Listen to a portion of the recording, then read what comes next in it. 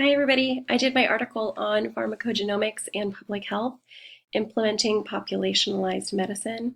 Please bear with me while I do this webcam thing. It's my worst nightmare, but I decided it's better just to jump right in and, avoid it for as long as possible. So what is pharmacogenomics? It's something I work in every day. We do this for newborns and adults. Pharmacogenomics is the use of genetic testing to determine how the body can metabolize medications in the event medications are ever needed for treatment. Um, Instead of testing for certain diseases, you're testing for reactions to medications so that if you ever needed to encounter them, if you ever did, let's say, develop cancer, then you already know right away the better medication for your body. So you already have a treatment plan going in. It's really cool. It avoids the one size fits all approach that we have right now, where we give dosages based off of our weight and generally need adjustments later on. So there's just no trial and error. It expedites care.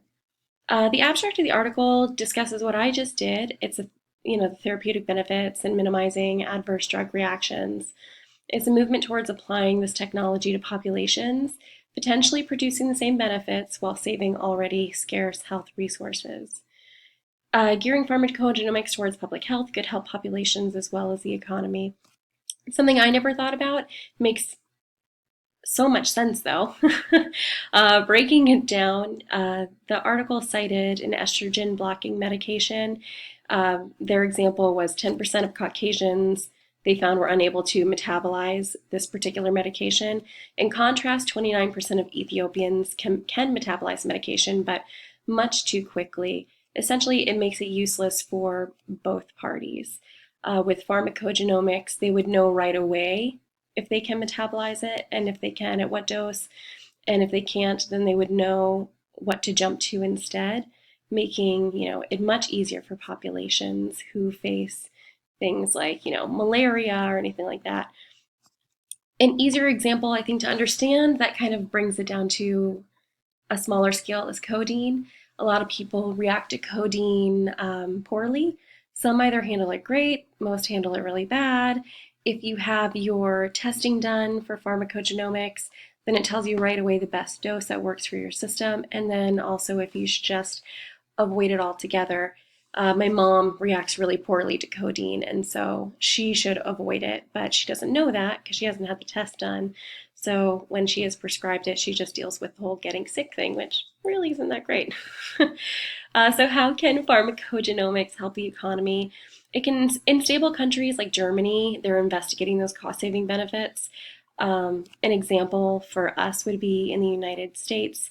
We invest a lot of money in medications. We might not need to be investing that much money in certain medications. We can use examples. These are made up. I just made them up. But malaria medications in the United States, probably not the best use of our money if we're investing too much into it. It's better suited toward medications like cancer or perhaps HIV, something that our population would actually come in more contact with. In poorer and less stable countries, drug choices are minimal and there's a higher risk of disease. So pharmacogenomics could help stabilize the health of the population, thus stabilizing the economy so that they actually know what medications they should be investing their time in, so that they're using their limited resources smartly in order to help their people. Because if you have healthy workers, then you have a blooming economy. The literature review section of the article, the authors cited that they reviewed 914 publications, which is so many I cannot even fathom, but they did. They looked at 914 publications in order to support their idea. They only considered articles that were from the year 2000 on. Of course, it's really important that you have articles that are relevant and I guess closer in proximity to the year that you were currently in. They researched the overarching theme of personalized medicine in addition to smaller, more pointed topics like particular diseases, i.e. tuberculosis. They did develop some exclusion criteria in order to better target what they were trying to research.